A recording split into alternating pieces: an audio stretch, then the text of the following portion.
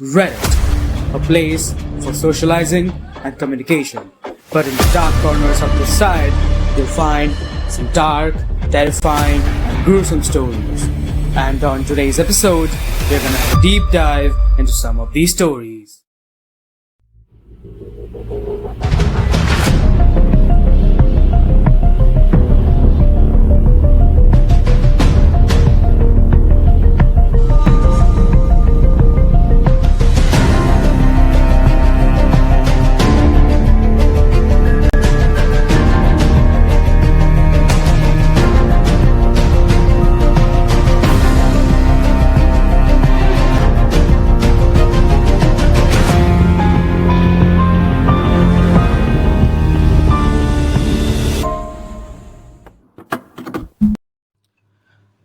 Hey, what's up guys, and welcome to OverdriveSpectrum, and welcome to our first Reddit story video.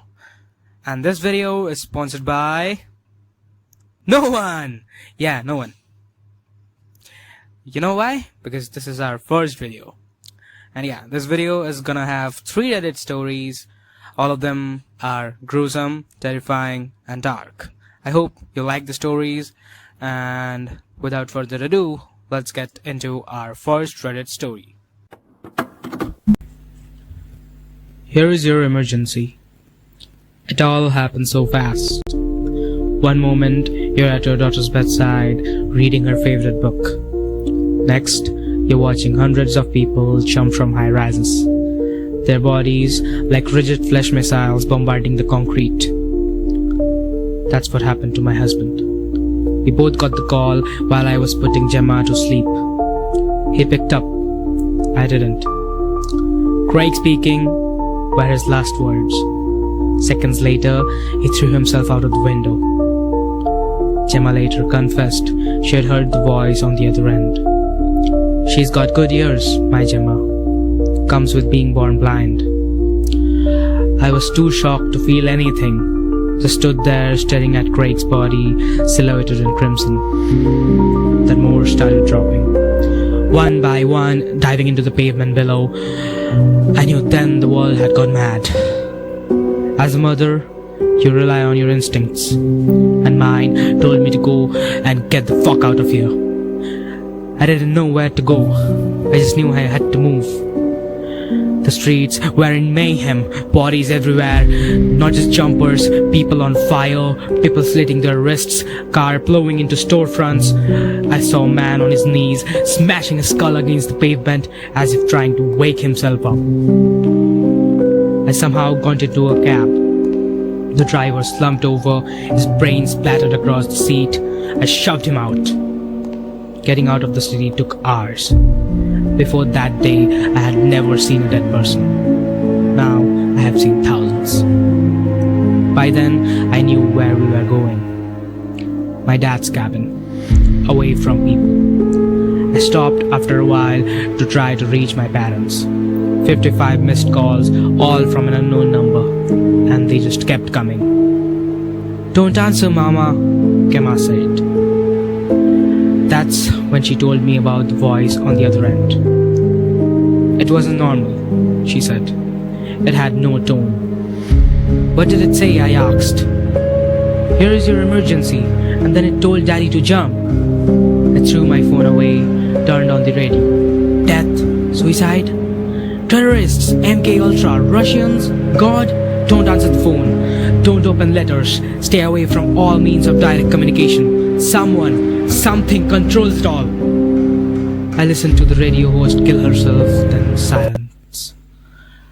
We settled in the cabin fine. I grew up on hunting trips with my dad. Knew we could survive off-grid. Let the world go quiet. Gemma started collecting pine cones and roots, playing with them like dolls. Yesterday she found a strange piece of smooth driftwood.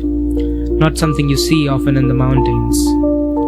But today, when I returned from the hunting, Gemma was missing. Not unusual, even with a condition she could explore and still make it back fine. I'd seen to that, but something felt off. Mother's instinct, maybe. The driftwood lay on the table. As fear took over, I grabbed the driftwood, tracing it with my fingers. It was almost invisible to the naked eye, but it wasn't all smooth. Shallow indentations for your fingers to decipher. It was braille. And it read, "Here is your emergency." I was hired as a substitute teacher, though I'm not sure what I'm teaching. I lost my job last year after the divorce. My ex-wife's father owned the company. He let me go with a modest severance package. It was a dark time. For about 6 months, I drank, morning until night. A slow, pathetic suicide. It's harder than it seems. Killing yourself, I mean. Every morning, I'd wake up like some malfunctioning phoenix. I just wanted it to be over, to descend into sweet darkness and feel nothing. Then in September, my debit card was declined. That sound, that scratch the machine made, indicating I had no more money left. That even here, amongst my derelict peers, I was on the bottom. I began to look for jobs. Any jobs. I found it on Craigslist. Substitute teacher, gifted/special education. I've never been a kid person though. Don't like them, don't hate them. But I was desperate. Driving through the long, winding road to the school was like being transported in time. Jeffersonian buildings evoked a Virginian antebellum aesthetic. Tall, majestic oaks lent their shadows in the summer heat. Everyone in the area knew about the school. Private, elite. Graduates went to Yale, Harvard, Wharton. 2 vice presidents and 1 speaker of the house were alumni. My Camry felt out of place in the parking lot.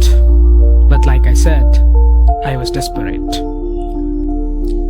When I walked in, the receptionist looked at me knowing. "You are here for the substitute teaching job, right?" I nodded. "Come with me then." She walked down a long hall as I followed her. We stopped at a large industrial door with a keypad. The numbers beeped, echoing down the hall as she typed in a code.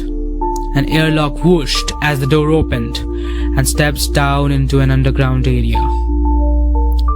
She stopped at the top of the stairs, motioned for me to continue down. "This is as far as I go." I hesitated. Something wasn't right. This didn't add up. She sensed it. "We pay in cash, daily." I'm not proud of it, but like I said, I was desperate. "What?" I began. "Instructions are on the table." She turned around and walked out, the door humming as it closed, settling into place with a clank. The air compressors kicked in, sealing the door. My footsteps were muted as I went down, like something was absorbing the sound. At the bottom, a small hallway stretched out to another door. Round, like a hobbit door. Curious now, I walked towards it. My hands caressed it, thick, rich wood, warm to touch, it felt alive. To the left of the door was a small cubby with a paper. It simply read, "Rules." Underneath, "These children are special children, scholarship students who board at Westlake. For their success and your safety, the following rules must be followed. Rule number 1, when the children start whispering, do not turn your back on them. Number 2, the nurse will take them out sometimes. When they come back, do not make eye contact for 15 minutes. Number 3, do not try and help them after their nurse's visits. Insubordination must be immediately punished by pressing the button. Number 5, your payments will be in an envelope. Do not take it until the day is done. Failure to adhere will absolve management of responsibility for harm." Weird, I thought. But there was an envelope under the sheet with 7 crisp $100 bills. The lure of quick money overrid any misgiving I had. Just then, the bell rang. walked to the hobbit door, which was now cracked open. Inside was a classroom. Oddly enough, the children filed in from another entrance. 27 of them, second graders. They seemed normal, just a little quiet. The folder on the desk had my lesson plans for the day. I began teaching. At around 10 a.m., the children had their recess. They exited their door as I watched through the window as they ran outside, onto a lawn and began running back and forth. Suddenly, it struck me. We were underground, or so I thought. How was this level with the ground outside? I thought maybe the rear of the school went downhill, and I just hadn't noticed it when I came in. When they came back in, their energy was lower. I was writing on the chalkboard when it all started. A faint whispering, like the rustling of the fall leaves. My hand froze on the chalkboard. I tried to turn, but I was stuck. The whispering grew, like bees, angry, humming, swarming. The lights dimmed, taking on the late evening glow. Heart hammering, I summoned all my will and moved my head about a quarter of an inch. On the edge of my vision, a shadowy form loomed where the first desk was. As I looked, it coalesced into one of the students. The whispering grew angry, but I felt its grip on me loosen. I moved my head further, and more shadowy forms congealed into young children. I wrenched my neck, facing the glass. The sound shattered, and everything came to normal. The lights brightened. After a long moment, one of the boys raised his hand. Yes, I didn't know his name, though. Johnny, he said. Yes, Johnny, I replied. The answer is 7, he said. It took me a moment, then it struck me that he was solving the problem I had written on the board. Like nothing had ever happened. That's correct, I stammered. Just then the bell rang. I looked at the clock. Somehow it was 2:45, the dismissal time. 2.5 hours had just disappeared like that. I felt lucky to be alive, grabbed the envelope, ran up the stairs, through the compression of the doors. As I walked out, I saw her. She looked surprised. You're alive? I nodded, yes. Okay, see you tomorrow? She asked. I touched the wad of cash in my pocket, thought about the party I'd be throwing tonight. Yes, I said, walking out into the afternoon. The sun was warm, but as I looked at the school, my heart skipped a beat. Behind it, hills rose into the blur of ridge mountains. The wind blew, the rustle of the leaves like a whisper. My blood ran cold. I needed a drink. My neighbor's front door has been wide open for 2 days. Since it was a sunny Friday afternoon, I didn't think much of it at first. It was 5:30 and I had just returned home from work. When I saw that my neighbor's front door was open, I assumed that she was simply unloading something from her car. I went inside my own house and went through my usual after-work routine, going for a run and then making dinner for my wife Alice and me. It was only in the evening that I began to suspect that something was wrong. I was taking our dog, Bailey, out for her final walk of the day. It was nautical twilight, my favorite time to be outdoors. I've always enjoyed strolling around the block with Bailey in those last precious moments when there is still enough light to see the horizon. I put Bailey's harness on her as she excitedly hopped around. Then the two of us stepped out into the cool night. After a few seconds, I looked up and noticed that the door to my neighbor's house, the one directly across the street, was still wide open. Also strange was the fact that despite her car being in the driveway, the house was completely dark. Not a single light on inside. I crossed the street. My neighbor is a 20-something named Isabel. She seems like a sweet girl, but we aren't exactly good friends. Sometimes I give her lemons from a tree in exchange for figs, and that's pretty much the extent of our relationship. Still, the sight of that open door made me uneasy. What if she had some kind of medical emergency and was currently unconscious, or worse, on the floor of her entryway? After a few steps up the driveway, the leash in my hand went taut. Looking down, I saw that Bailey had seated herself firmly on the ground, refusing to budge even as I called her name and tugged on the leash.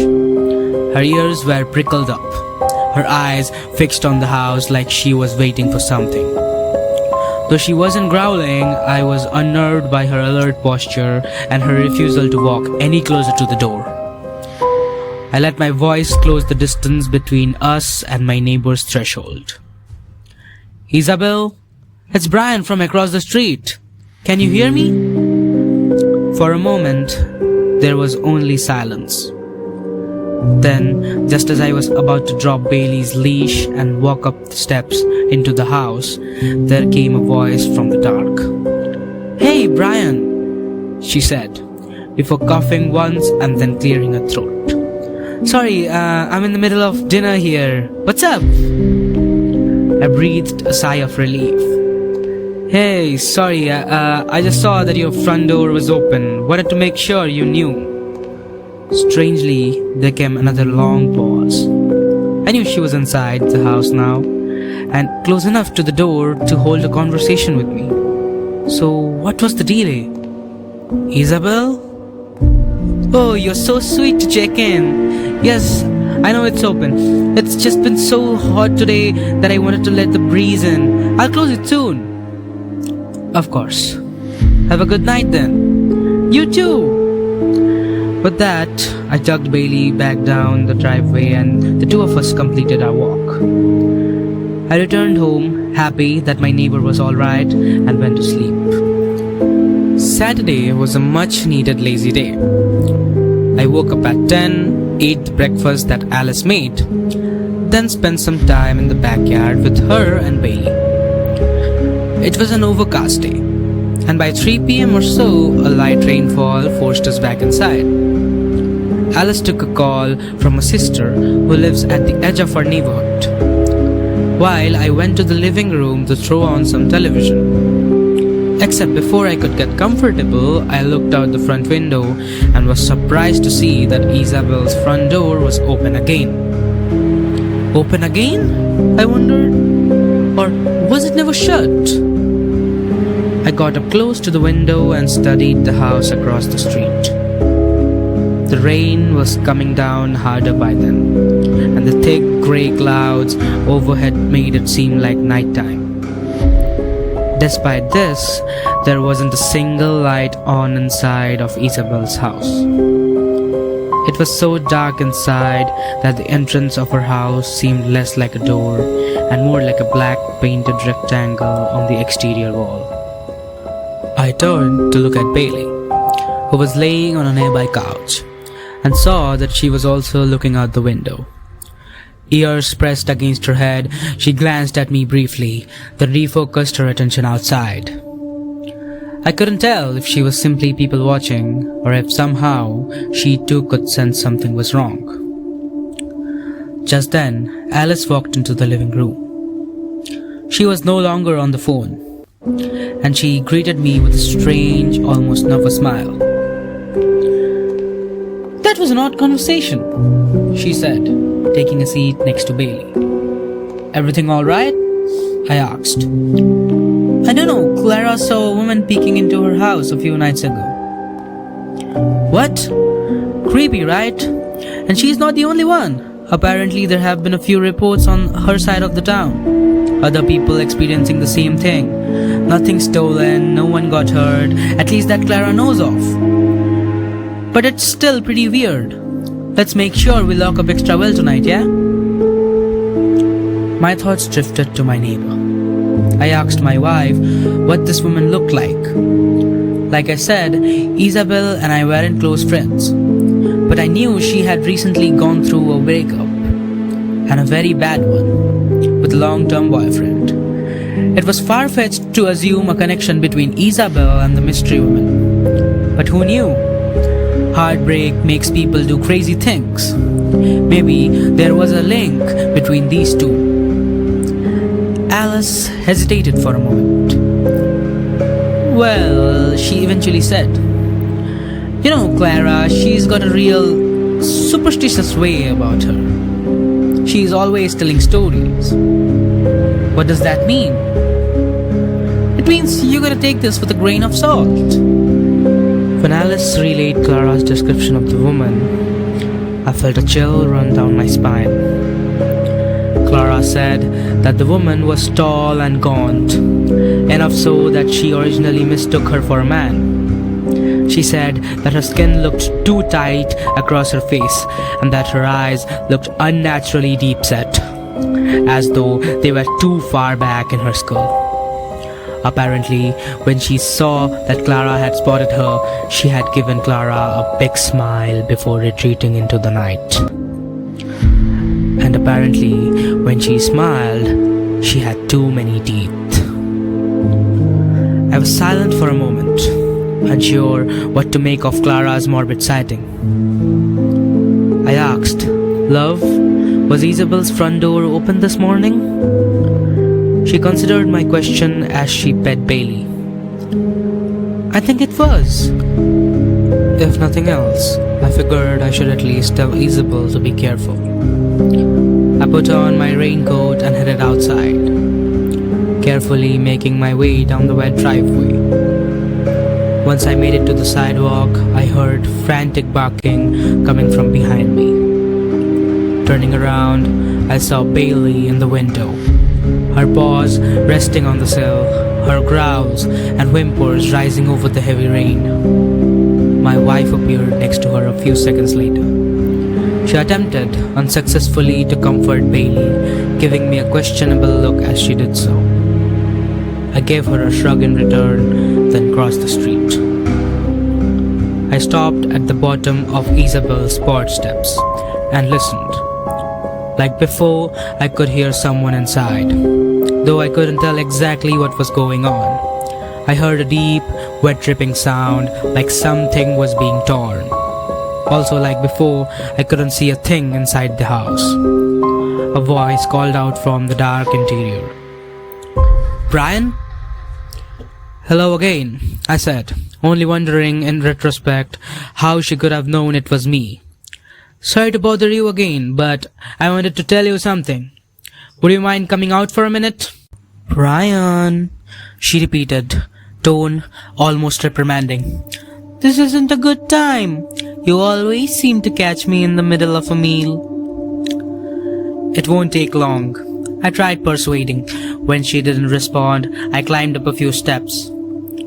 "Isabel, there's been some suspicious activity around the neighborhood recently. I know you like to keep the door open for the breeze, but maybe you ought to keep it shut today." "Aw, but I'm so comfortable here on the couch. Why don't you close the door for me?" The couch? Wasn't she in the middle of a meal? Even if she were eating on the couch, her voice sounded so close, like she couldn't have been more than a few feet away from me. Was she hiding behind the... I climbed up the rest of the steps, trying to recall the inside of her house from the 2 or 3 times I'd been inside. I knew that the room immediately to the left of the entryway was the living room, and most likely where Isabel was supposedly sitting. I also knew that there was a light switch right next to the front door. What the hell? I thought. I'll just go inside for a minute, say hello, and then shut the door for her.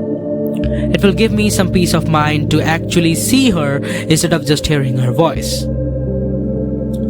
I glanced over my shoulder towards my own house.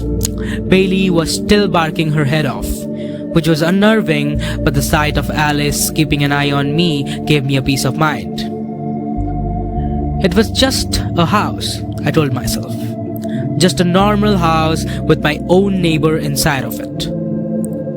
Taking a deep breath, I stood at the threshold, shocked at how, despite my closeness, the inside of the house remained pitch black. I thrust a hand inside, and it disappeared like I had dipped it into the void. As I groped around for the light switch, my fingers brushed against something solid, something fleshy. I jerked my hand back, certain that I had just touched a person. "Isabel?" I asked the darkness, and then from inches away came the sound of laughter. The laugh was deep, gravely, and mocking, and it did not resemble my neighbor's voice in the slightest. Before I could react, I heard the quick pitter-patter of footsteps against the wood. It grew quieter and quieter, and I realized it was the sound of someone running away from me. After a few seconds, I thought I heard a door open and shut in the distance.